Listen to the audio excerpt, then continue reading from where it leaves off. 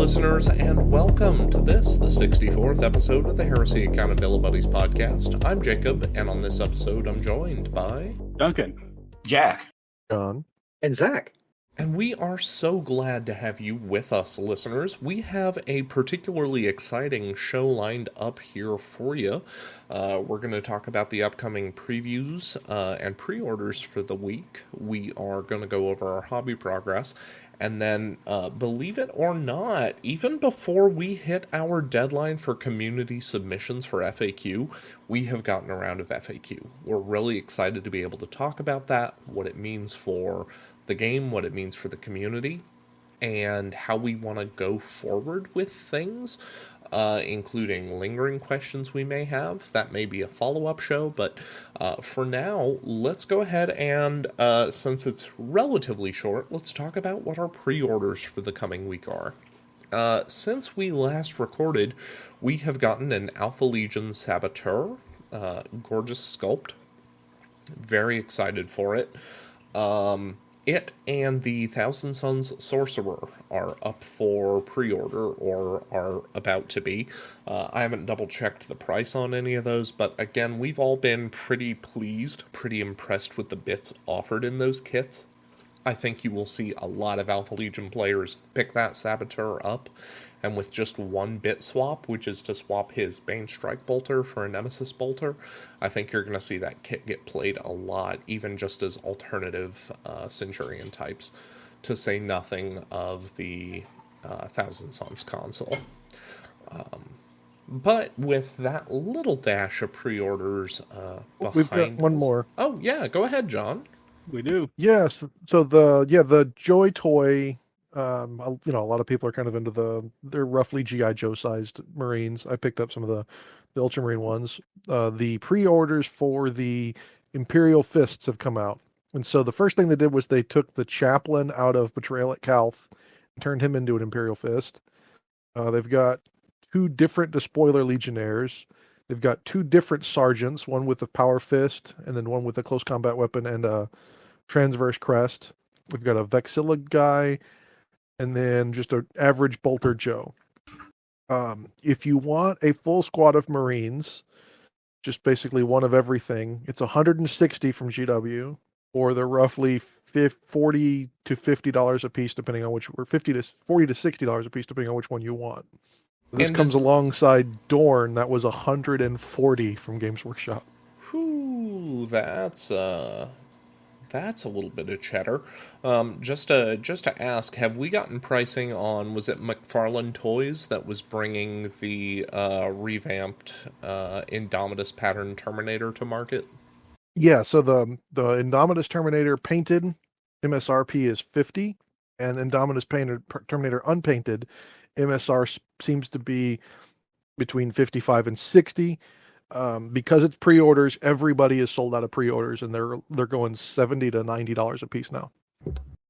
For somebody who has not bought one of those, it's been a little interesting to see that the unpainted quote-unquote artist proofs have been costing more than the painted models.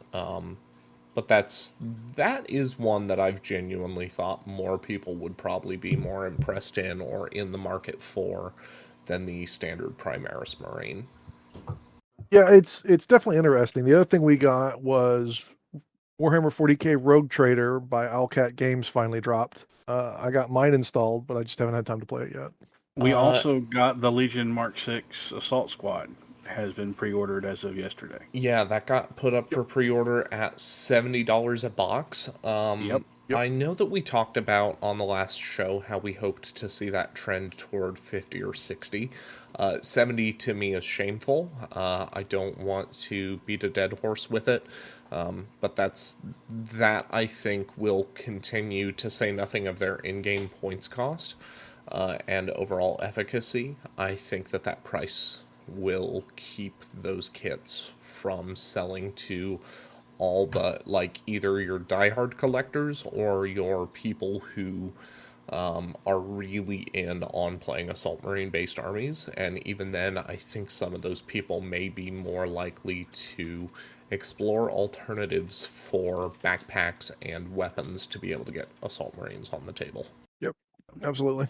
I know that I'm probably not going to get any of them. Yeah, Current it's a terrible shame, but here we are. Unfortunately, a day late and a dollar short on being told, "Hey, please don't price them this way." Yep, well, we're gonna do it. Before we start ripping into hobby progress, I do see that a member of the show has been able to join us. Ned from the Ineptus Astartes. Welcome aboard, Ned. How's it going, everybody? Hey, Ned, how you doing? It's a good night. Good. It's better now. Yeah. Well, good to talk to you Also, guys again. Yeah. happy birthday again, buddy. Yes, happy birthday, Ned. Yeah, happy birthday. Thank you very much. But before we get to those items, including our hobby progress, we do want to take a moment to thank this episode's sponsors. This episode is brought to you in part by our patrons over at patreon.com. Join us over there. You'll get the opportunity for exclusive chat with the show hosts, as well as some opportunities for merch, including previews of forthcoming merch. We'll hope to see you there. Likewise, we want to thank material sponsors of this show in terms of Elric's Hobbies, where you can use Heresy ABB for a discount at checkout, and Monument Hobbies, where you can use our affiliate link in the show notes or description. And there you can also use the discount code HeresyABB at checkout. Thank you very much for using those whenever you shop with those. It lets the show know that we've been able to steer you towards some right places. So thank you very much for that, listeners. John, like Ned what has have you been Wi-Fi, up to bro. with hobby progress? Was that to me? Yes, that was you. Oh, sorry. A little bit breakup. So yeah, I managed to finally start working on a lot of the Mark 6 and Mark 3 Marines that I had my wife's friend son slip out, and so I like to call him the intern, and so I finally started building all those bolter Marines and special weapon Marines to try to use some of the not so official GW rights of war that are coming up. My biggest problem with those Marines is you really, really have to read the instructions and know where you're clipping stuff if you're going to clip out stuff in advance. You get 5 melta guns and 5 plasma guns and 5, on each sprue you're going to get 5 of each special weapon, and only those 5 special weapons correspond to the 5 arm poses that come with the models.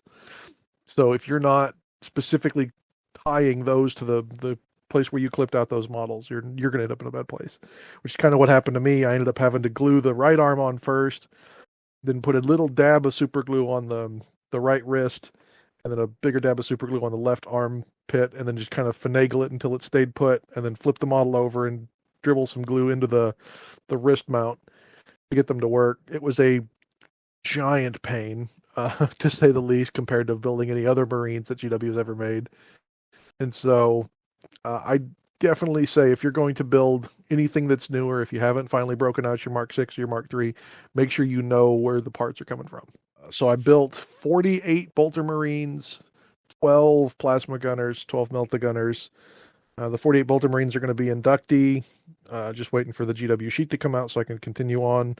GW decal sheet so I continue on with those. And then I've also got rapier crews and stuff like that coming out of those. So that's my goal with the bolter Marines, and then obviously the normal Marines. The rules I'm using are from the Mournival, and they've got what they call Discipline Masters, which are basically, they work a lot like apothecaries, except they have a Vexilla instead of a Narthecium, so that way they can basically execute someone if the unit tries to run away. And so I'm going to build 5 full units with apothecaries and Discipline Masters to go with the units. So all in all, it's going to be a bunch of new Marines for my army. And then hopefully, depending on how I build them, I can also use them as basic infantry when I decide I don't want to use all the close combat already built.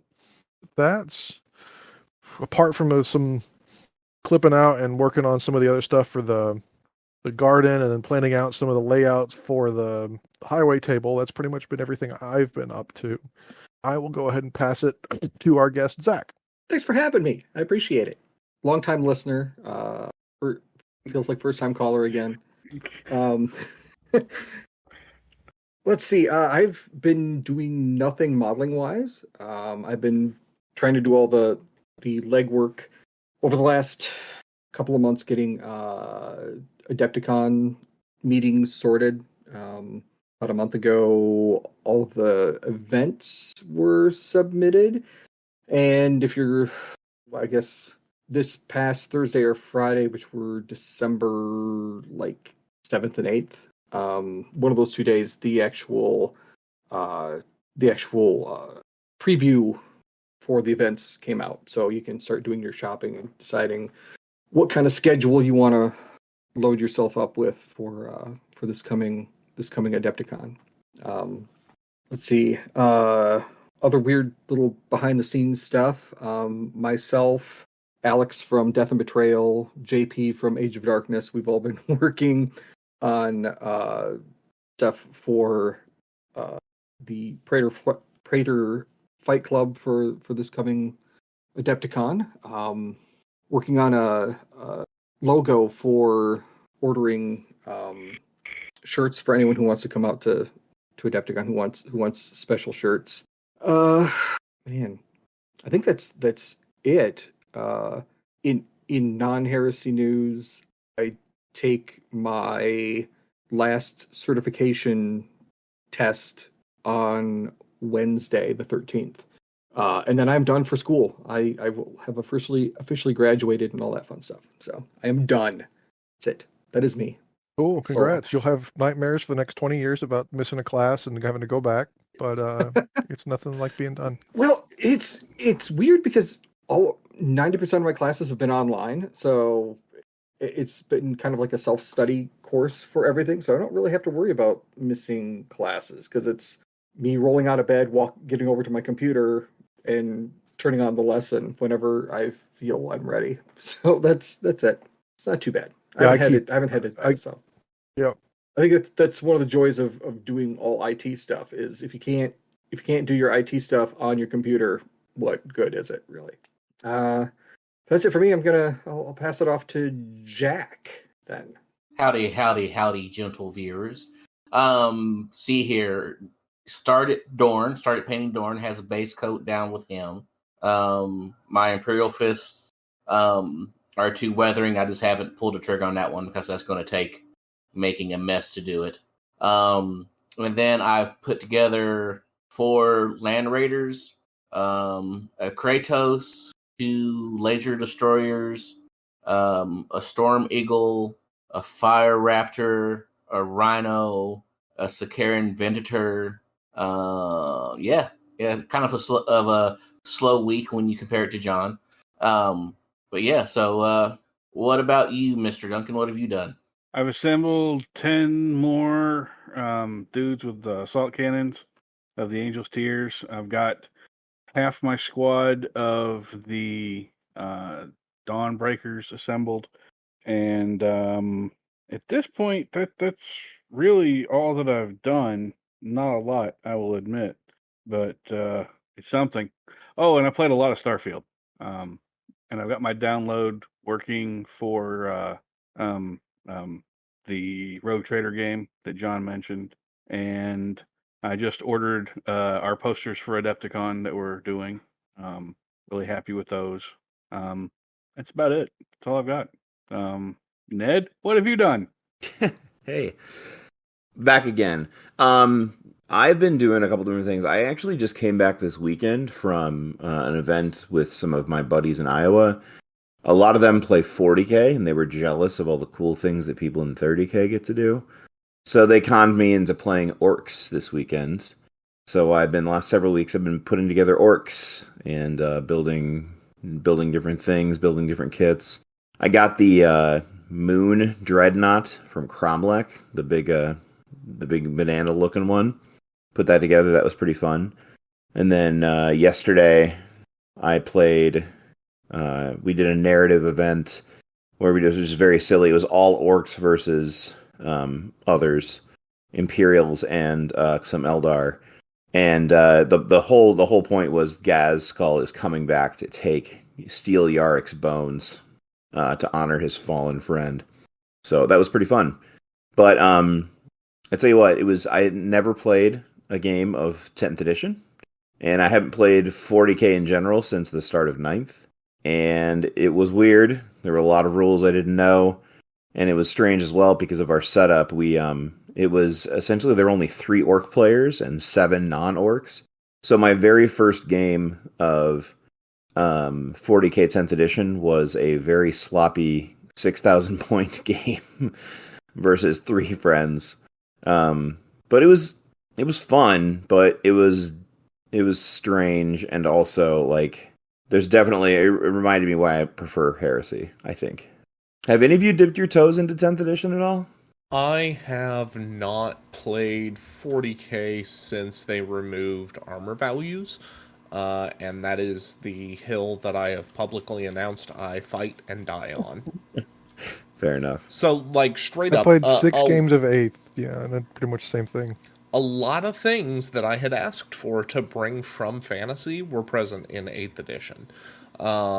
I wanted granular movement values, I wanted granular saves, but then at the last moment, someone decided to modify the to wound chart and remove armor values. Okay, all right. I've played. Oh, after you, Zach. Oh, I was gonna say I've played a little bit of 10th just after it came out. I play more, but I'm too busy at the moment. I liked it though. That's what I guess that's the bigger point is I like some of the changes they did as far as army building, that specific elite HQs transfer slightly more unique abilities to the rest of the army. I like that concept. There was some. Go ahead. Go ahead. Sorry. For all of my hot takes, I genuinely think that there is something worth saying for the fact that 10th edition definitely seems to be walking us back to force organization being quote-unquote part of the puzzle of gameplay, rather than take all the things you want and never worry about anyone ever telling you no. I am proud of 10th edition for making that course correction relative to even what 7th edition had kind of kicked off. There were a couple of things that I really liked. And then there are a couple of things that I really, really didn't like. And obviously part of it was that, like I said, I was essentially managing. In the first game, I had to play 6,000 points. In the second game, I had to play 4. So I was essentially playing 3 armies at the same time, or 2. And so, like, I'm just constantly checking data sheets and reaccessing things, and, everything's different. Toughness, wounds, saves, modifiers, all sorts of stuff. Which, that wouldn't have been so bad if I was more comfortable with things. The thing that I noticed right away, though, is, and I think this is just an essential divide between the systems, is that there was a lot of, like Zach was talking about, some of the cool stuff with the pushing more towards certain leaders doing certain things for certain squads, right?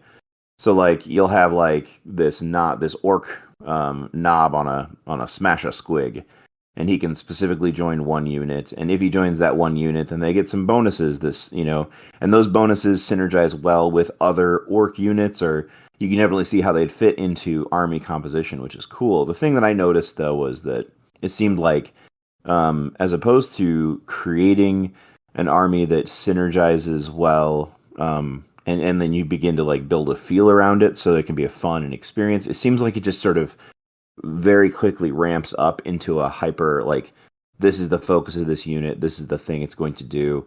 And then if you're optimizing for that, you're going to be very powerful against someone who is just sort of putting units together for fun. So, like, I think there's, I just felt like there was less of the chance to just walk into it without having built a, like, you're not going for a opponent smasher list. You're just going to play a game, like, in 30k, you can sort of just out-general some things. But it seems like in 40k, I mean, you can probably still do that to a certain extent, but sometimes their explosive synergies would just greatly outweigh yours if you don't try to plan yours for that as well. But I've got a sample size of essentially just a couple games. What's that, John? Yeah, it sounds a lot like win more. Like, if you're doing good, you're just going to constantly keep upping and upping and upping. Whereas if you're coming into the game new, you're going to see this insurmountable chasm of stuff that you have to learn before you can get into even the basic leagues.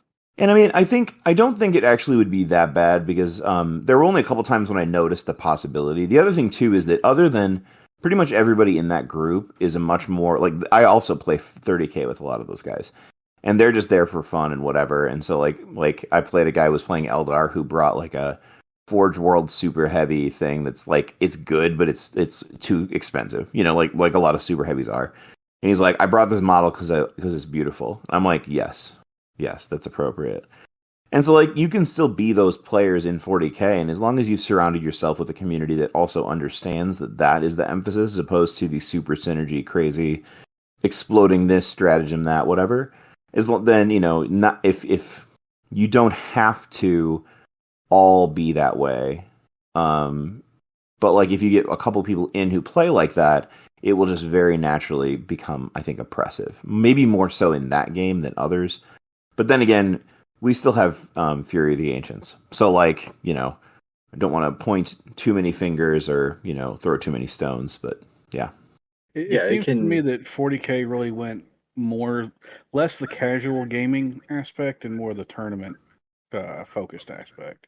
I think they want it to be better for that, so that there are more opportunities for a back and forth. But that means that I don't know, 7th edition or Heresy 1.0, Thousand Suns, were just tough, right? And so like you knew if you were playing them, you were kind of hoping your buddy was just not going to bring the meanest list, or maybe depending on what you were playing, if you were an army that was pretty okay but not like super strong, you just kind of had to hope that they didn't play something awful. But in 40K, theoretically, every list should have a counter to everything, and that means that swingy power is hidden everywhere, in those books. And so that's just the thing. It's just that everyone has access to those super powered things, which, if you're into tournament play, is super important, right? Because that gives everyone who wants to access that part of the game the ability to access that part of the game. So I do appreciate it for that. It's just that is just not the game. I think that myself and probably most of you and probably most of our listeners don't, feel that way either. But I can still appreciate it. Also, +1 for having orcs. I'm never going to be shy on that one, man. Orcs, that adds something. Orcs it is really variety. fun in the game. Go ahead, Zach. I said, having orcs. Well, anything that gives you more variety is always a plus. So, yeah, I was gonna say when I worked at the hobby shop, we had a couple guys that brought the. It only took like one or two to kind of bring the competitiveness, and then from there, everyone kept trying to beat them or get up on them, and it's great for sales, but if you don't have the unlimited money pit that comes from parents or software developers, you end up destroying your community real quick.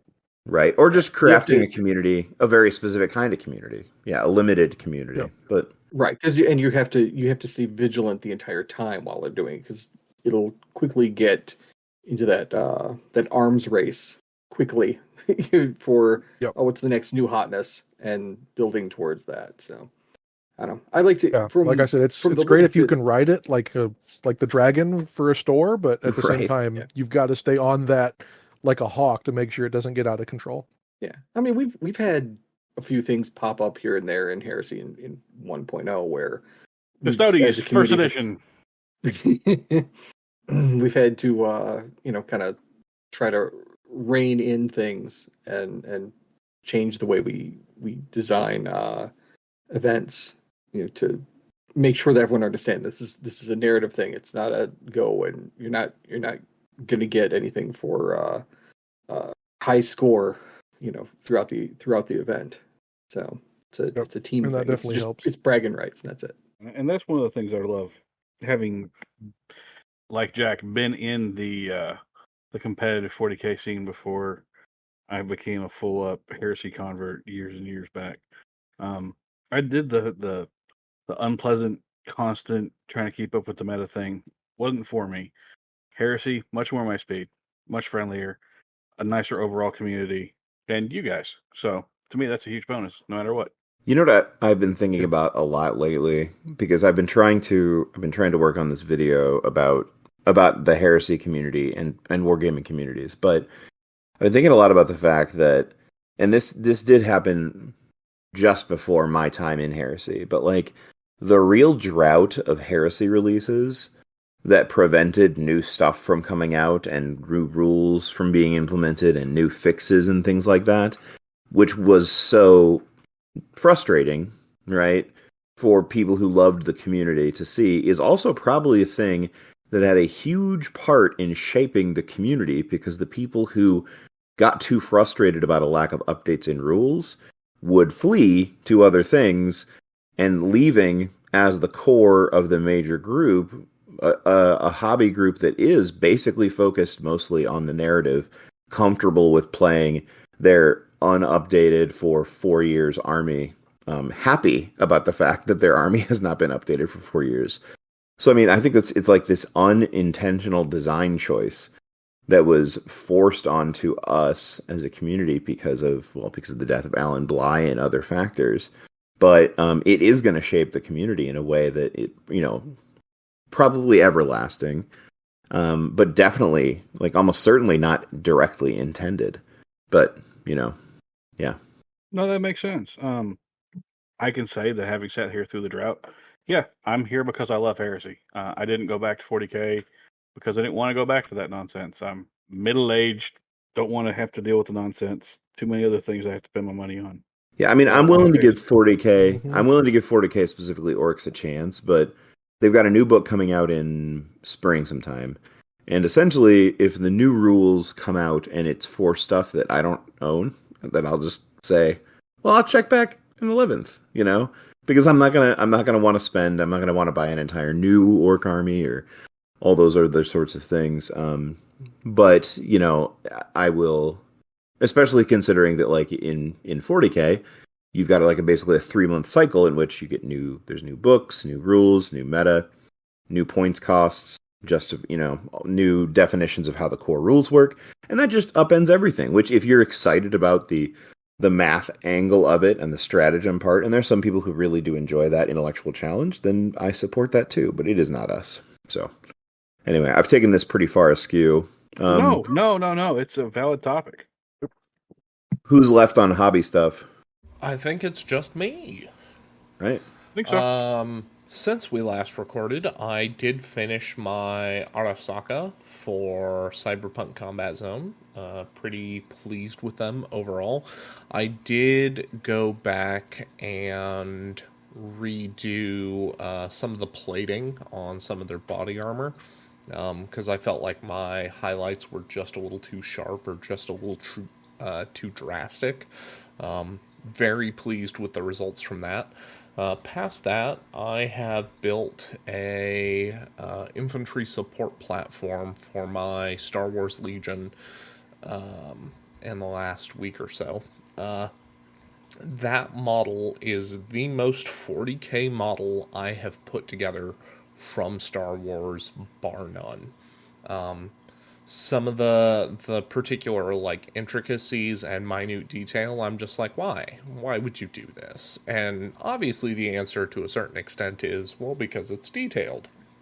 But then, questions about, why is this model built like this? Why is it proportioned like this? Questions I haven't had to ask myself in a long time, because 40K is the only setting to go into, weird, nonsensical sci-fi, to me, the same way that Star Wars very rarely or very occasionally does. By the end of having built it, I really do like the model, and I would consider building a second one, if list construction called for it. But just very interesting to come full circle on probably the most detailed kit I've built since the release of Plastic Imperial Knights, with all the tiny handhelds and bumpers and all the meaningless little control panels that you're never going to be able to see on the model. It's all fascinating, but it feels cool once you've got it all put together. Yeah, so that... Are you never going to be able to see them because you're never going to be able to see them, or you're never going to be able to see them because you're not going to paint them? I would say more the former, less the latter, but there will definitely be some of them that are going to be the latter. I get that. So imagine a Space Marine land speeder where the task of driving and firing was equally split between the two pilots instead of one guy drives, one guy fires. Hmm. I played a game like that at a pizza shop once. Like a arcade game. Yeah. So, again, very, very unique in that regard, to say nothing of the fact that, like, I've built enough Space Marine speeders between 40K and the Javelin and all that, like, I'm very used to things that feel, dare I say, like traditional cars, where you have strapped two dudes next to each other, and you have the engines behind them, and you have a little bit of a windscreen in front of them, and then you put the guns wherever you could, as opposed to the infantry support platform, which on first glance, like having unpacked the sprues, I was immediately just like, this is the double-decker couch of models. Somebody decided to take these two guys and have them sit on a couch, and then the model gets even wider for a weapon system that has no conceivable way to reload and can be comfortably tucked in a smaller area than what Astartes weapons can fit in. The mind boggles. Gotcha. But it's fine, That's it's interesting. fun, and it's definitely a unique take on sci-fi that I am here for. Or at least I'm trying to be. Rolling forward, I think that takes us to the crux of the episode, which is we got new FAQ. Yes, we did. Just shortly after we put out a call for assistance with contacting GW to get the FAQ, our questions were partly answered. Not in whole, but at least in part.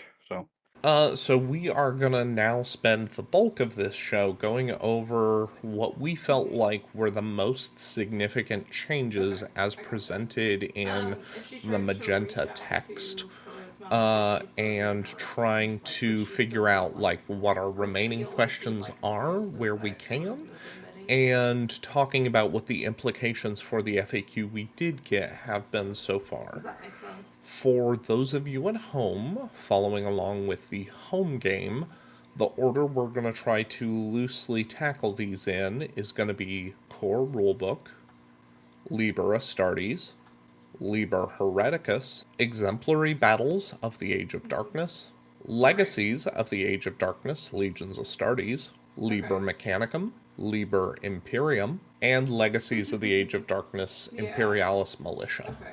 So, would somebody like to kick us off for the Age of Darkness rulebook and what you thought, like the first in chronological order, most significant change was? I will go ahead and highlight that our first most important change comes in on page 159 with reactions. When making a reaction that allows a unit to make a shooting attack, that unit cannot use any special rules or abilities which can be used instead of making a shooting attack, such as Battlesmith, etc. Yeah, I thought that was kind of interesting. Not just that it had to be spelled out, but also that saying you have to just not use those abilities means you can't, by association, use a psychic attack. You can't substitute psychic powers, you can't use a Cognis Signum on reaction fire. So this means that if you are, let's say, out of range of traditional night fighting, and somebody who's like, oh, I've got a Cognis Signum in the unit, I don't need a Nuncio Vox or an Augury Scanner, you can punish those units by standing outside of 24 inches and firing. It means that for people playing Imperial Fists, or not Imperial Fists, Iron Warriors, where you could boost Havocs up to Ballistic Skill 6 with a return fire reaction, that's gone. One of the weirdest rules interactions where you could use telepathy and the shooting attack therein to make a pinning check as part of a return fire action. That's gone. There's Both a of which lot. really should have been gone. Yes. Was probably not healthy. They said you didn't have to take morale checks on reactions, but pinning could still be caused on reactions. And thankfully, that's all tidied up here. This is, for a relatively small bullet point, pretty sweeping. One thing that a different way of taking it and what people have been thinking should be played. One thing that I will be sad, and it's a little bit silly, but it was fun to do it. The couple times I got to do it was getting shot at and using the return fire action with your esoterist to summon some demons.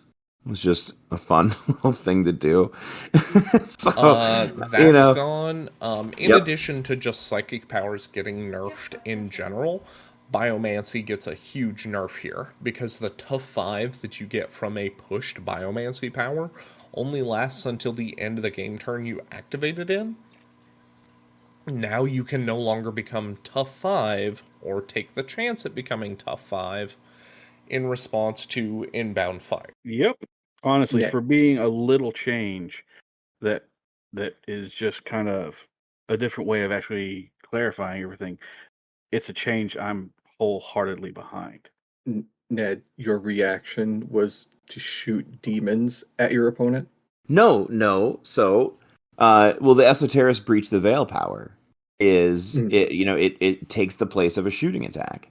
So, like, they shoot you and you're like, well, I'm going to bring some friends, It could work. Technically, so what you're saying is yes, his response was to shoot demons at people. Yeah, yes. I mean, that is a yes. Technically, honestly, you could do it in Overwatch too, which is another thing. That was even equally hilarious, but also potentially game-breaking and head-scratching. But regardless, it probably is a good change for some armies. Honestly, I like it better for the change to the war gear, like the Cognis Signum and whatever else, because some of those things are really, really strong. I feel a little bit worse about how they are going to impact armies like Thousand Suns or any of those psychic armies that really were, I don't know. So that takes me to something that I didn't bring up during our 8th, 9th, 10th discussion. The number one thing that is, for me, kind of a hard pass line where I am trying to tell myself, don't go back to a bad relationship that's already hurt you.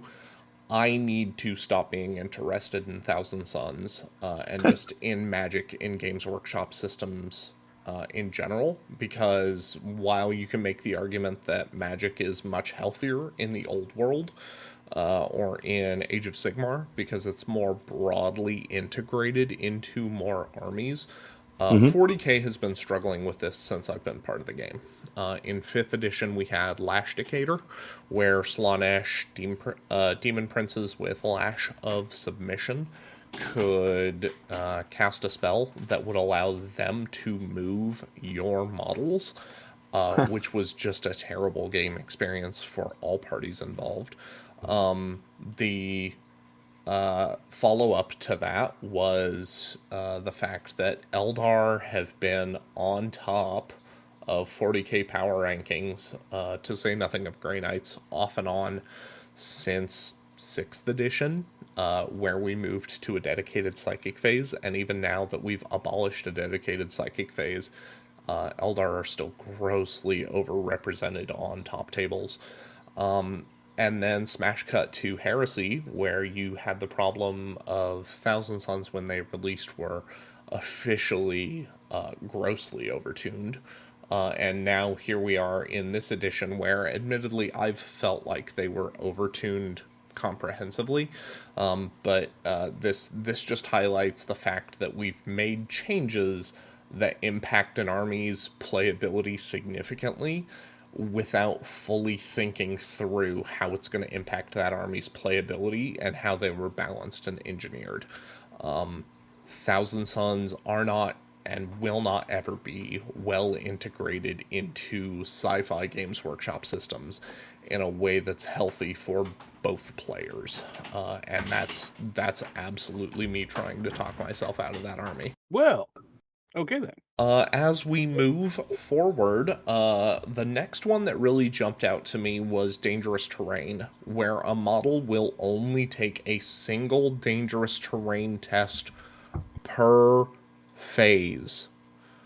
No longer do you take dangerous terrain on entering and exiting dangerous terrain, and if you somehow get a Graviton Flux template dropped on you at the same time as a Creeping Fire Lingering Death template, as the same time as you are in area terrain, your Assault Marines do not have to take 3 tests to cope with that. Thank God. For all of our complaints that $70 for 10 Astartes is too expensive for Assault Marines to reasonably see play, this is something demonstrable that's here to help them, jet bikes, regular bikes, help all those units try to better integrate with the game. This is a nice as well, because, I mean, this is kind of what I would have presumed, but anyone who has used or been on the other side of the table from Gravgun Myrmidons will know that, like, you know, you're potentially dropping like 6 of those little 3 blast, 10 of those little 3 blast things, and this way, you don't have to ask yourselves, okay, this model walked through 4 of them, it's just that would be needlessly painful and whatever else. So a little bit rude. Well, we're all a little bit rude. Pushing forward from there, we did nail down that you can attach independent characters to infiltrators as long as you don't infiltrate them. Nice to see. Reasonably common sense answer, but it's nice to have it codified. Did we skip the reactions in the assault phase? We did. Yes. Okay. Did we do that on purpose? We did, because for my money, having picked through this super extensively with Duncan and John and a couple others, I'm not convinced this is an actual change to how most of us were playing the game, outside of clarifying a few things that some people may have had lurking or looming as questions. But I will open the floor to you, Ned, if that was not your take on this. Go ahead, Ned. Well, I've been out of the chat for about a week, but my understanding was that once the player has resolved all charge rolls, but before the models are moved, the reactive player may choose to expend a reaction. Am I incorrect that you're supposed to... Previously, didn't you have to declare the reaction before the charge was rolled? I will nail this down to the best of my ability and understanding by expressing this. This change in wording, to me, is most clearly done with the intention of, if you, as the reactive player, have more than one unit being charged by the active player, you can wait and see how that charge roll shakes out, but before models get moved, to see who gets to react to that charge. Yes, there is some room for, hey, I charged one unit in, and I'm going to bet you that you're going to respond to this whether I make this charge or not, because if I do make the charge, it's devastating to you. So you're not wrong in that regard. But again, the most significant here is, hey, you're trying to multi-charge me. Your primary target is within 5 inches, but your secondary target is within 8 inches. Now I, as the reactive player, get the onus to wait and see if you rolled an 8+ before that other unit that had the harder charge reacts. Right. My biggest complaint about this is that it divests the active player from anything resembling game agency, and that is my number one complaint with reactions right now, is that the active player really doesn't actually get to play around them. They just get to be like, well, I made what I thought were the optimal choices, and now I just get to wait as the other guys shooting units get to punish me for trying to play the game. Yeah, I definitely feel like this is bad. Or put that on a bumper sticker. We'll start with one at a time. I just you're 100% right. It's just the reaction phase, which is a really cool mechanic for keeping us engaged in our opponent's turns, but like it does feel very very much more powerful, more power to the defending player. And again, the shooting situation is just further exacerbated. Although you can't use psychic powers, so Yeah, there's a nerf that goes along with it. really wish that we would have just gone per unit activation instead of per player activation, but here we are trying to figure out how to sort that mess. All right, fair enough. As we move into the quote-unquote FAQ section, where they try to provide written answers as to how things are supposed to behave or react, we do have an addendum on a question which says, note, some rules, such as drop pod assault, right of war, or flanking assault granted by the outflank special rule, may override the restriction of things being able to assault the turn they arrive from reserves. And we'll end up fast-forwarding a little past some of the other significant questions to say that they have finally, big fan here, explicitly codified that drop pod assault works, that the expectation is that you can include Charybdii in drop pod assault, and that Charybdis are explicitly permitted to function as assault vehicles in a drop pod assault right of war. That's something that had definitely gotten a lot of questions since the game came out, and I'm glad that we've explicitly nailed down a game flow of you deploy the pods, you make the pinning checks, you deploy units, the defending player now reacts, and then the turn proceeds as normal. So I am not a fan because of one thing, of the flanking assault here. So you can no longer assault out of assault vehicles. You can no longer assault out of Land Raiders or Spartans that come in through flanking assault, right, unless you have a Legion-specific flanking assault that lets them do so. Okay. Who are the ones that do that? I don't believe any do. Okay. There are some people who have called into debate or question if the new rules, I believe it's Misericordia, on the Kestis Assault Ram, whether or not that counts. But generally, to my understanding, the Charybdis is the only unit at this time to post an exception. This makes me pretty bummed because this is something that I would use with when I played Iron Hands. Charging out of a Land Raider and outflanking Land Raider was pretty fun. Felt good for Iron Hands. Big sad. Strange that they felt that they needed to change that. Honestly, I'm not sure how many. I mean, just theoretically, like how many outflanking vehicle rights of war or legions are there? Skara can do it. Outside of that, though, I don't know that I could explicitly nail down, outside of this change being done in such a way that it leaves the Charybdis with a function. I felt very strongly when the edition changed, if you didn't leave the Charybdis with that function, that the Charybdis and Spartan had been hit by the Telltale Games Workshop overcorrection pendulum. And we do still have another unit that's been hit with that over the course of this FAQ. Not necessarily the big rule book, but we'll get there. I was really hoping that, and I drew attention to this, I think at one point, maybe it was only in chat, maybe it's been on the show. When we got the standalone Age of Darkness rulebook, somebody was smart enough to look at invisibility, realize it was a Death Star tool, and realize that was not healthy for Heresy, let alone 40k.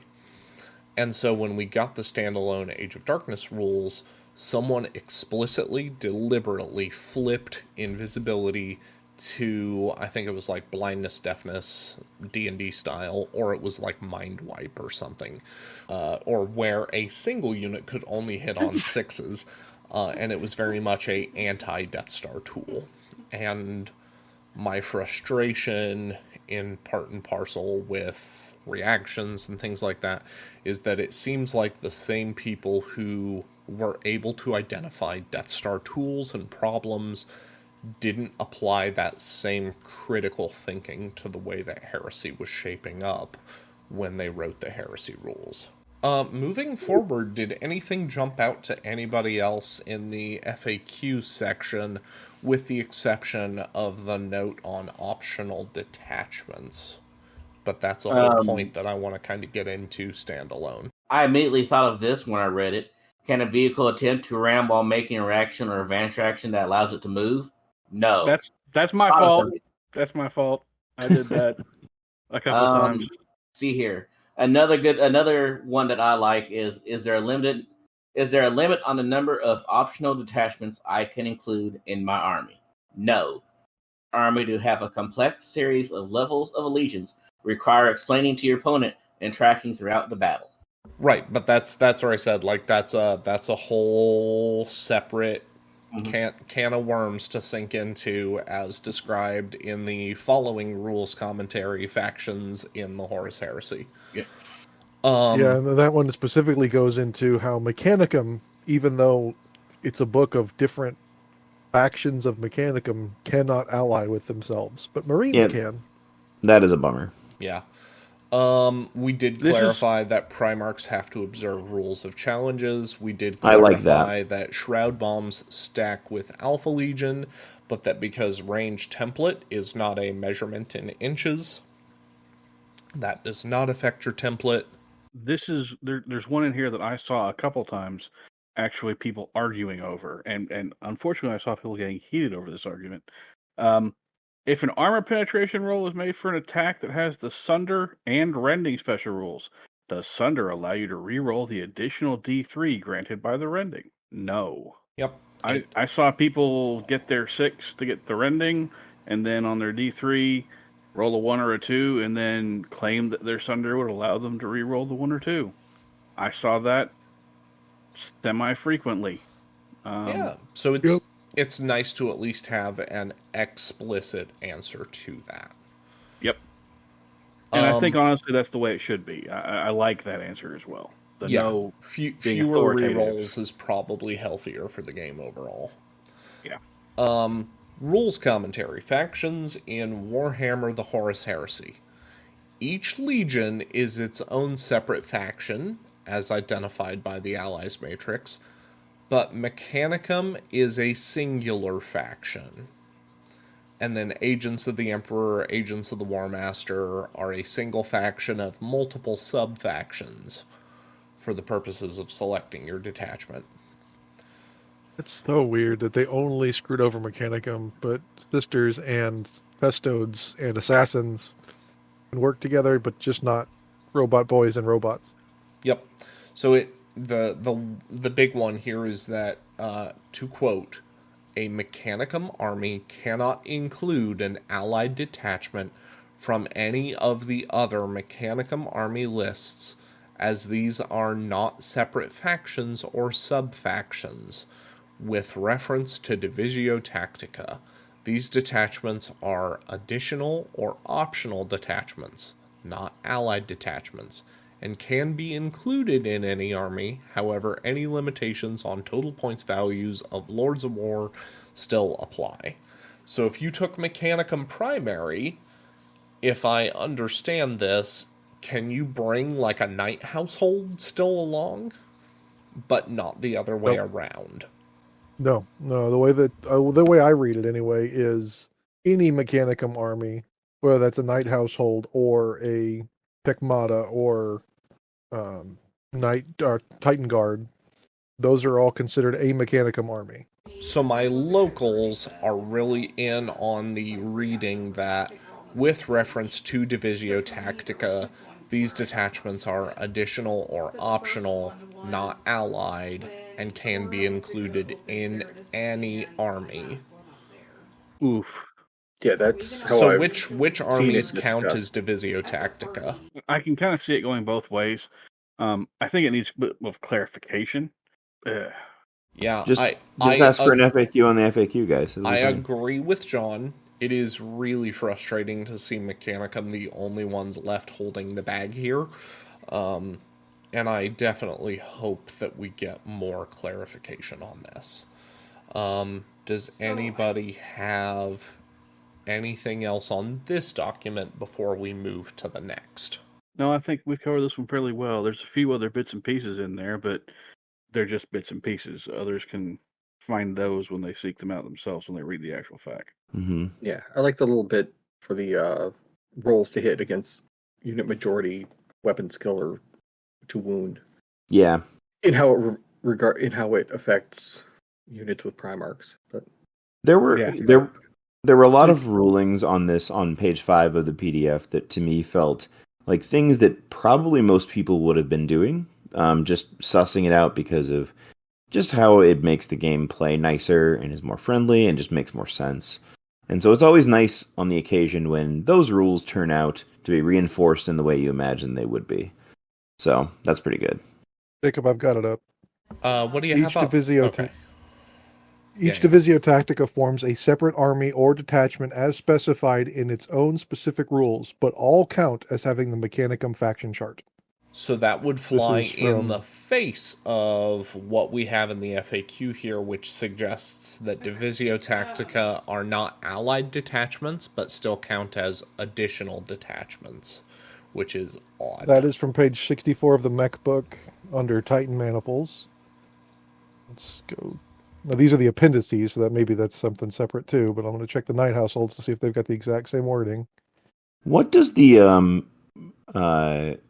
so there's the lore that you can take, not lore. I can't remember what it is, what it's called, but for the Archmagos, there's the high Archmagos. It's not that allows you to take an additional subgrouping or something like that. I don't have my Mechanicum book anywhere near me. That sounds correct, but I couldn't put my finger on it exactly. How does that? Hold on a second. I'm gonna see if I can find it. I will bow to The- anybody the- with any working mechanical knowledge because I don't understand it. I'm The in same boat Questoris as Jack. household is even weirder. The first way to include a Divisio Tactica Questoris household in an army is to select a single Lords of War to fill a Lords of War optional detachment in a Crusade force. The second way is to include the Divisio Tactica Questoris households in an army to use the household detachment. This detachment can be a primary detachment using this FOC or as an optional detachment using this FOC, which when it's using the primary detachment, the 25% Lord of War thing is removed. If a household detachment is chosen as the army's primary, an allied detachment may be included as an optional detachment. So that, again, flies in the face of how I read that. So it says specifically that you could take an allied Mechanicum detachment, and that a household I know that- detachment may only include units from these profiles. So, since you can take a household detachment, like as your Lord of War or as an additional detachment, that does gel, at least in part, with the idea you can play Mechanicum and bring along either a single knight as your Lord of War choice or a knight and 2 armigers. But yeah. Well, it kind of does, yeah. Yeah, because the As long as you FAQ take the just knights as your removed- primary, then you get the ability to take other Mechanicum. But if you take Mechanicum as your primary, then you can only take a knight as your Lord of War. So You don't get the ability to take armigers as allies. So for the Order of the High Techno Arcana, there is this which might be relevant here. Archimandrite. The Archimandrite says the first bullet point here is that a model with this special rule must be the army's warlord. In addition, a Mechanicum army that includes a model with this special rule may include a Mechanicum allied detachment. An Archmagos Prime or Archmagos Prime on a band included in this allied detachment cannot select the Archimandrite Order of the High Techno Arcana. So you can do this if you specifically use your, I guess in your primary detachment, you select the Archimandrite High Techno Arcana, so you can ignore it in that specific situation, it seems like. Does that make some of your other theory crafting and list crafting easier or not? I think it flies in the face of what I just said. Yeah. Okay. It's like a puzzle where if you put piece 1 in first, then piece 2 has to be this. If you put piece 2 in first, then piece 1 can't be put down. Yeah. And I'm reading the Divisio Tactica Mechanicum, and it specifically calls out rules for these Divisio Tactica are presented in this volume. Further Divisio Tacticas. When assembling a Mechanicum army, the primary detachment must be chosen using the rules from either Tecmata Omnissiah or Divisio Tactica of the Mechanicum, such as Questoris Household or Titan Legions. Rules for these Divisio Tactica are presented in this volume and further may be added later. So it doesn't mention allies at all in the beginning of the book. Yeah, I'm not sure how this works then necessarily, but Archimandrite, like, to me, I mean, I didn't really understand the appeal of this one anyway, unless you were just trying to, well, I don't know. I couldn't think of a reason for it. But like, if there was one of these a higher techno arcanas that you really wanted to take, why not just take that as your primary detachment? So I'm not exactly sure what the benefit is of this, unless you're just trying to get access to some of the really strange additional benefits that come from these high arcanas. But the biggest thing is, again, the Archimandrite, most of what it does is allow you to just take the extra detachment. So you're not getting to mix, like, Cybernetica and what's the one? Cybernetica and Reductor. You know what I mean? You're not getting to put those two things together. You're just getting an extension to get something else in a smaller point amount. So I don't know. Yep. Did we point out the note at the very bottom of this factions in Warhammer? I believe so, but you are welcome to do so. Okay. Note that any army may include Lords of War detachment of any faction, including same faction as the primary detachment, but not from factions which specifically stipulate they cannot be included in such a way, such as Ruin Demon Storms, which I thought was I like that. an interesting and validating call out. Yep. I mean, that means on top of what I said, you could basically take what you want whenever. So if you want a Warhound, put it in your army or Marine list. If you want a Knight, put it in your militia list, whatever. Very much so. So moving on, I believe that takes us to Liber Astartes. This was pretty small. We put Breachers on Medusan Immortals, and I think we removed the capacity for them to buy bayonets, but without looking at the book, I can't be entirely certain. Outside of that, the biggest takeaway here, and this will be echoed in the Trader book, is that independent characters with bid or duty can join whoever they want. You can put a Moritat with anybody who you care to. I think there's another thing that also bears adding to this. Yeah, they can have command squads. But the one above that, when the Chaplain console upgrade allows you to grant a power weapon the Master Crafted special rule, what weapon can be selected? Power Sword, Power Axe, Power Maul, Power Lance. No Power Fist. No, like, Carsoran Power Tabars.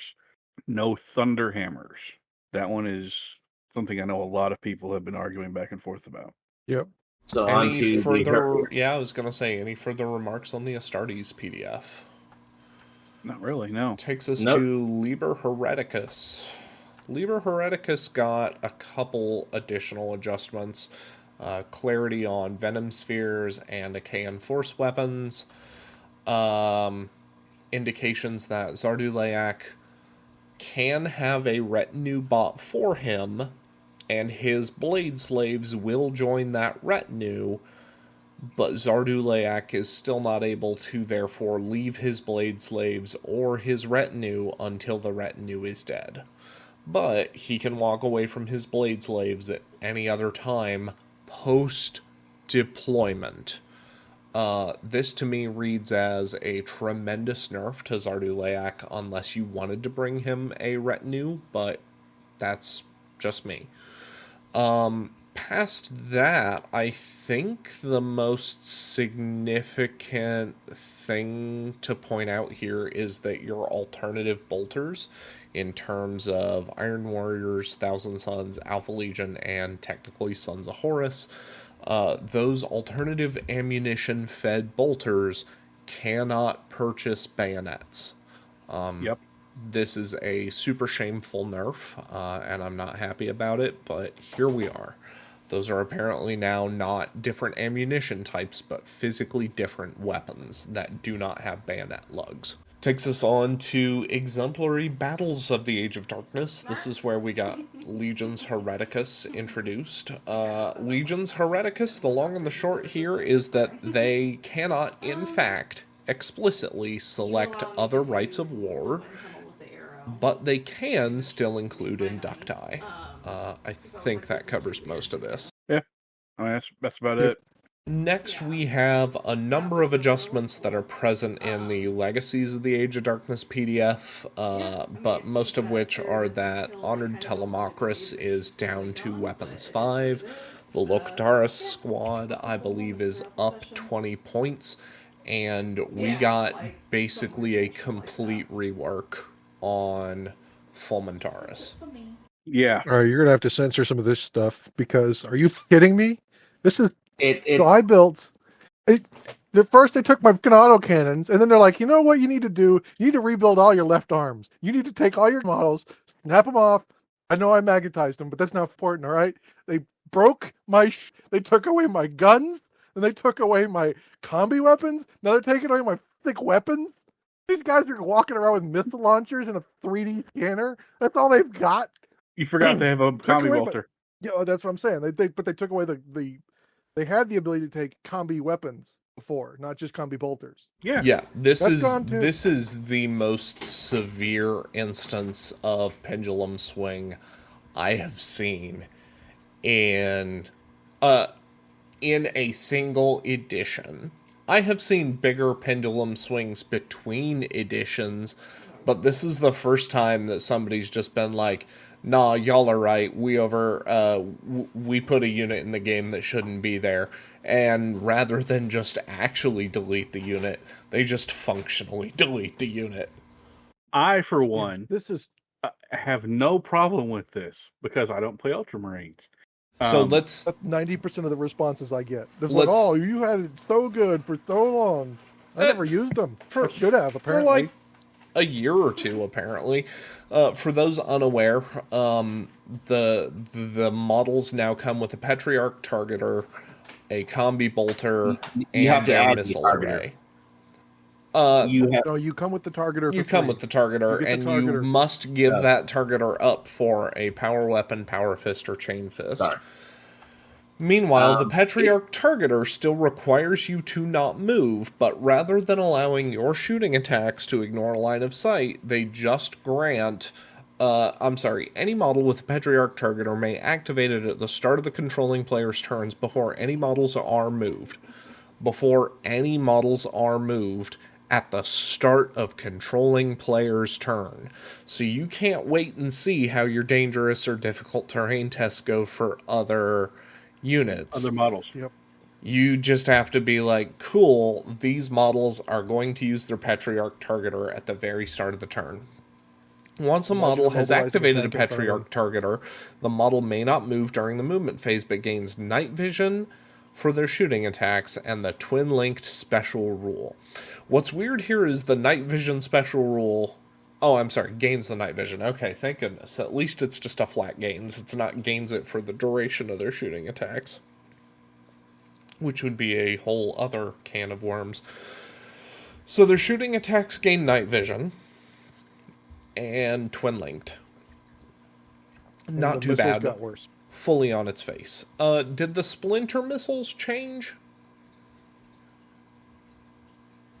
Because splinter missiles are now a 36-inch, strength 4, AP 5, heavy 4 with pinning. That's not an unusable weapon. But the Hellfire Plasma Missile, which was previously a 24-inch, strength 8, AP 2, heavy 1, brutal 2, has now been adjusted to a 36-inch range, strength 7, AP 4, heavy 1, breaching 4+. Just to put this into context, for every Iron Warriors player who complained that Fulmentaris were too strong, and while, I'm sympathetic to that argument, they have now taken their number of shots from 2 to 1 on their big boy missile. They've chopped 12 inches off the range of your big boy missile. They have made it so that they have to give up their power fist that you come with for free in order to be able to gain twin linked and night vision. Twin linked, not that important. Night vision, something that your sergeant just gives you with his omnispecs for free. Also that their missile is a 36-inch, strength 7, AP4, heavy 1, breaching 4+. The missiles went all wonky. Splinter missiles used to be 36, 5.5, so they got one less point of strength. Sure. Heavy 4, breaching 6 up, pinning. Okay, so they used to have both breaching and pinning. Lost the breaching, lost a point of strength, kept the pinning, which again, I'm not opposed to them keeping pinning. So the Hellfire were 24, 8-2, heavy 1, brutal 2. And if you want to call these plasma missiles and say they're only breaching 4+, I can't stop you. I really wish that you would have at least left these heavy 2. If you decided that brutal 2 was too strong, which I'm on board with as well. If you decided that instant death was too strong, I'm on board with that as well. If you really just want to give these guys a big plasma gun strapped to their back, I'm okay with that. But tamping that down to heavy 1, I think it needs Get Hot to go with it. Games Workshop, if you're listening, please give them Get Hot as well. And leave them heavy 1? Yes, and leave them heavy 1. They come down to I've been trying points to a jump unit, in I'll here give and it to you. I've been trying to jump in here and share my thoughts on it. This doesn't matter. This change doesn't matter to me. I'm not going to give them the targeter. I'm not breaking any models. I'm still going to run them on my lists, and I'm still going to have fun with them. I hope you do, and I hope for all the Ultramarine players you're still able to. Again, like if I'm asking for the smallest possible change, please just make them heavy 2 on the plasma missile. I wouldn't have a problem if they make them heavy 2. If they also, in exchange, took away ballistic skill 5. Ballistic skill 5 with heavy 2 on that still makes it feel somewhat oppressive, with it being breaching 4+. So my highlight there is that you are still making demonstrable changes relative to Siege Tyrants. If I'm right, these guys are still more expensive than Siege Tyrants. Yes, they do get Ballistics 5 on their face, but Tyrants get 2 shots flat, get Strength 8, get Strength, or get AP3 standing. Yep. And I guess I don't personally see a radical shift between AP3 full standing with instant death versus Strength 7 and breaching 4+. Especially considering that these are shorter range by a quarter. Yeah, I mean, you're not wrong there. I just think that if you're going to make it plasma, have it be reflective of other plasma for similar effect. You can, if you need to give them Gets Hot, that's fine. That actually puts some real synergy to putting the targeter on them, but trimming BS5 off them while they're so expensive is where, to me, I'm like, eek. Yeah, I honestly think that, realistically, I think the targeter should be a swap out for the bolter, not for the power weapon. I think the power weapon's a basic thing that should stay there flat, period. I think the 7.4 36 should be Gets Hot and should have 2 shots. And dropping their ballistic skill down to 4 makes that targeter's use, I think, a bit more realistic, if that makes sense. Regardless, I wouldn't mind that if you got rid of the timing. And then the other thing, I think I know why they're doing the targeter, because that's what old school Cyclone missile launcher Marines came with. It was. Remember back to second? You had the fire control in the left hand. Yeah, the nubbin. Yep.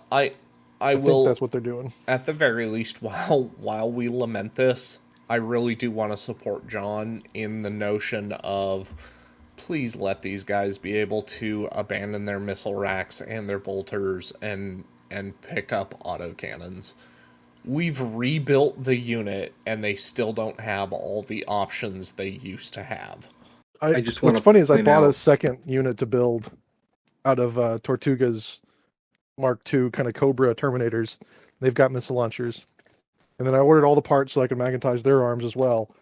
And then this comes out, and I'm like, well, I guess it's not silver, it's slightly lighter gray lining on this cloud. And the fact that I haven't built those yet. But that lining is strontium 90. I just want to point out that 2 years ago, John sent me Terminators to build Fulman Terrace. 2 years ago, about this time, because it was Christmas.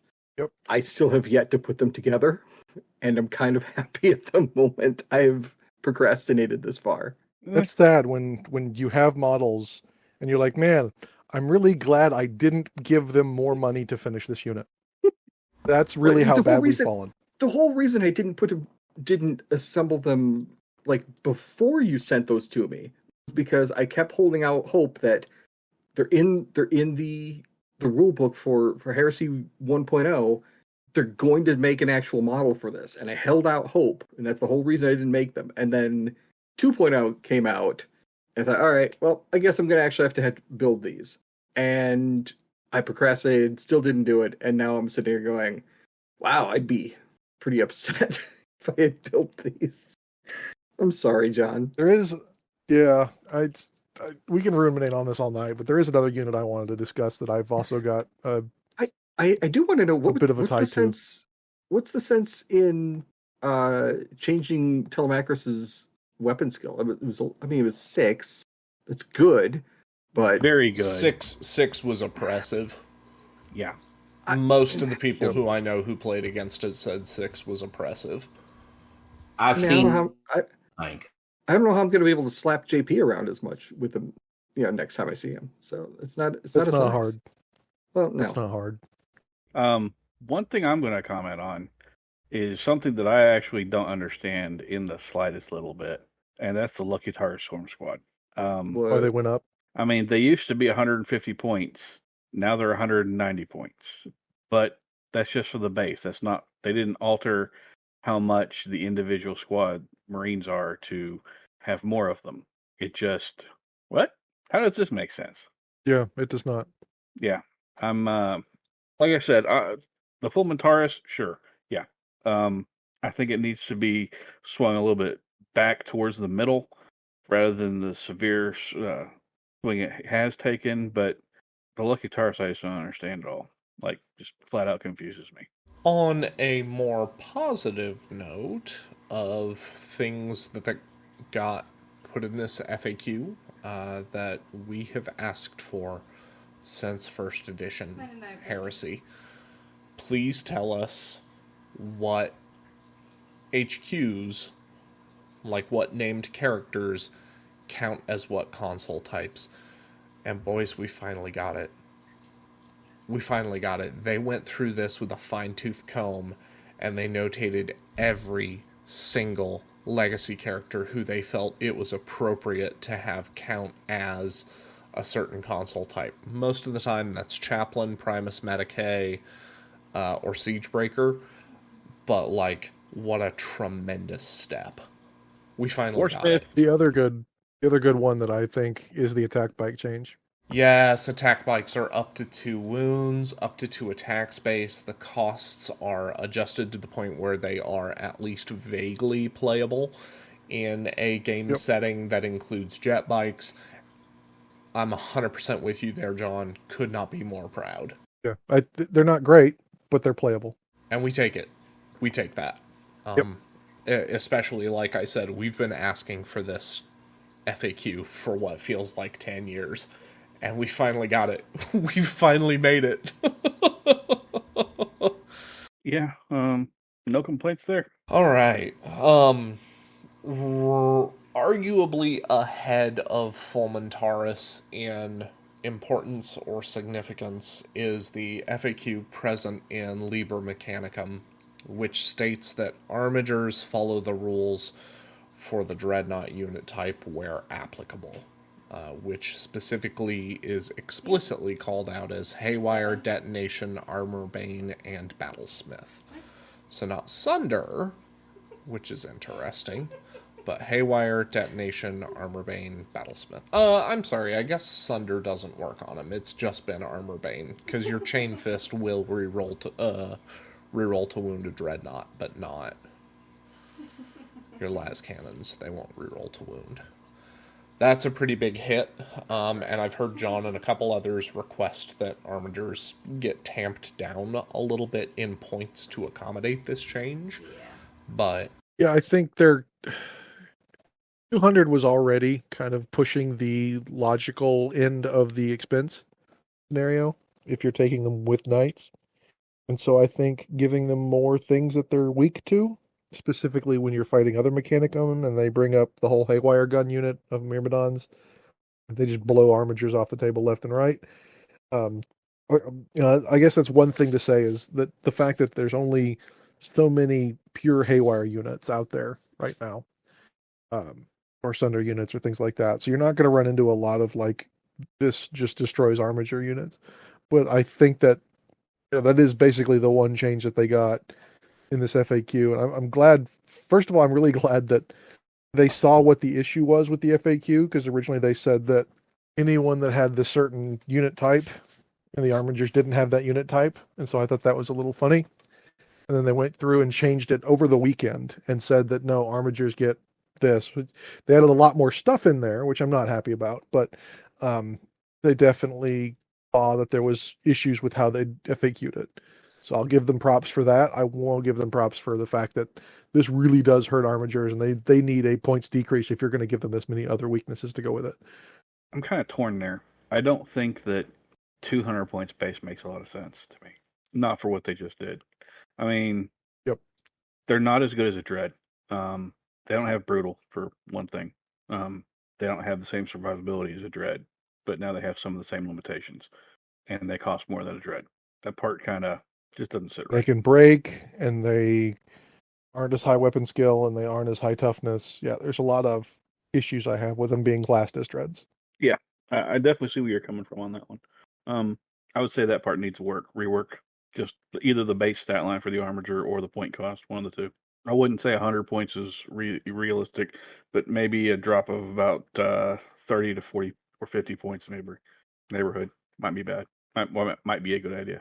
Yeah, and I wouldn't be against changing the armigers themselves. So like the Melta Choppy armiger being less reduction than the Pure Shooty armiger. So the Pure Shooty armiger goes down 50, the other one goes down 30, 40. Yeah, I could see that. Either way, something needs to be done, because that 200 flat just doesn't really make sense. Yep. But that's pretty much all that's in the mech book, or the mech FAQ, other than Paragon units can't make reaction. Which made sense, because they were still classed as automata. So people were arguing it because they lose their automata debuffs, they should gain the buffs. I mean, I can see kind of where they're coming from on it, but it's still an automata. Yep. It makes sense. Moving to Liber Imperium, does anybody know enough about this book to say how significant or how pronounced it looks like most of these track with sisters? It's now explicitly nailed down that Charon Inquisitors may replace their heavy cannon array for a hull front mounted multi-melta. So it's no longer a twin-linked multi-melta. I did see a couple Sisters players lament that they couldn't even get the Gravis melta that Dreadnoughts get. But that's a special Dreadnought privilege, and you're not a Dreadnought, so... They could use the buff. I mean, pure sisters have a little bit of a problem with anti-tank. That's really the only thing that they have to bust tanks is those multi-meltas, so... I could see the argument for getting it. Please don't excuse my glibness for saying that their army couldn't make use of that, but more to highlight that Games Workshop has been more protective than ever this edition about these war gear belong to Dreadnoughts and nobody else. So not even full-on tanks can mount some of that weaponry. Yeah, what I'm surprised more at is they went through and said that the stealth bombs and Alpha Legion rules stack, but they didn't clarify that here in the Sisters, because you have the ability to join units where you've got one that says, hey, decrease by 6, another one that says decrease by 8. And so if you join those two together, do you decrease by 14? See, I think that right there is probably why they didn't allow that to 2-stack or address it, because They should have putting just the said two no then, together, yeah, they should have. or take the largest or whatever, something. Yeah, anything, but not the whole. They added some of the special abilities to Subjugator Cadre, giving them frag and crack grenades, which is nice because being jet bikes and being sisters, they really need to have the ability to go at initiative if they're charging through cover. And then they updated the fact that they're anti-grav and skirmish, which allows them to spread out a little bit so they don't get shelled into oblivion like Marine bikes do. So all in all, I think that we got pretty good changes for some of the sisters units. Yeah, the only problems I have with it is the fact that they didn't address that other one. On to the final. I believe Sounds so. about right. That takes us to militia. John, you last I knew were our resident expert on the subject matter. Yeah, so this really isn't a major change. The biggest change, it's really only one change in the fact that they've clarified how Survivors of the Dark Age, if you take that Providence of War, you have the ability to change your recons into void jumpers. And before it just said they can get jump packs and this is how much it costs. And it was really like 2 sentences. And so what they've done is they've actually changed how that's taken now. And so now it says recon squads can be upgraded to void jumpers for plus 20 points. Models upgraded to void jumpers have jetpacks and can replace their shotgun with 2 las pistols or 2 auto pistols. And they added in the fact that any discipline masters, militia medicae, and other models assigned to the squad but before deployment can be given militia jetpacks for no additional cost.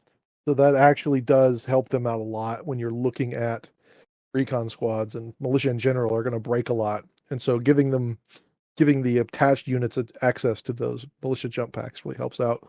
And really clarifying how the void jumpers is taken in general, I think is a good idea from GW. We run into a lot of issues when they just do little quick fix, what they think is just a quick fix, because they're the ones writing the papers. They know how it's supposed to work, and they just go, yeah, this is how it works, and they move on. When they take the time to actually spell out, this is what specifically happens when you do this thing, you get the ability to actually use those things a little better.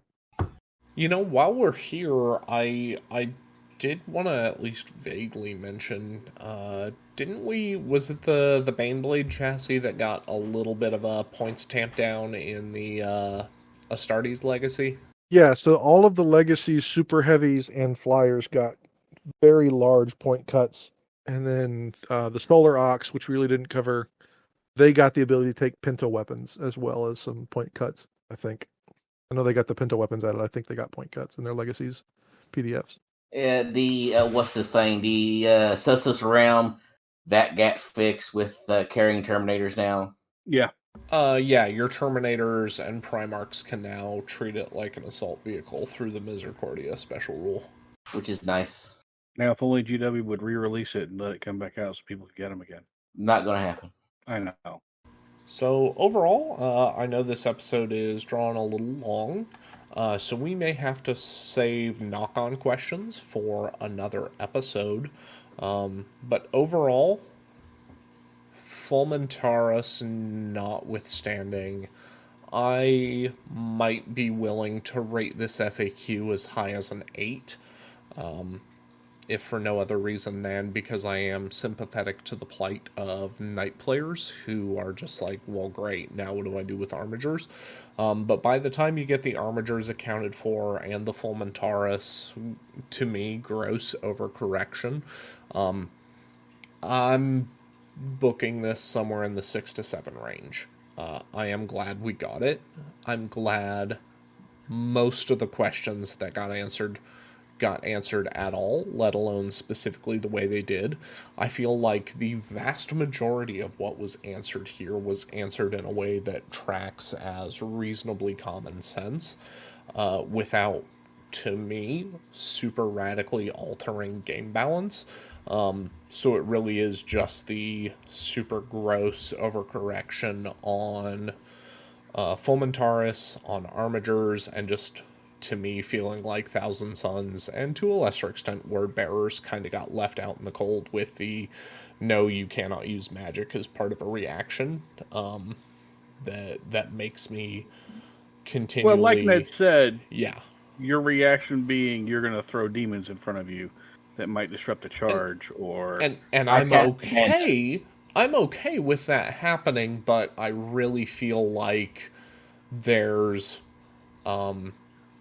still too much risk and not enough reward overall in psychic powers and how some of them are built or structured. We talked about biomancy and the like +1 toughness buff yeah, as areas where the psychic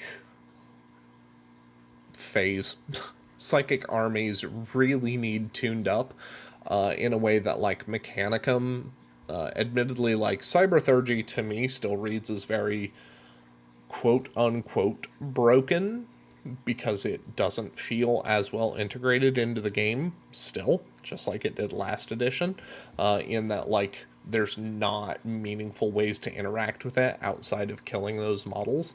But I'm willing to cede that because you should generally be focused on killing those models anyway, especially for like true Cyberthurgy where you're playing automata based mech, you want to kill those models anyway.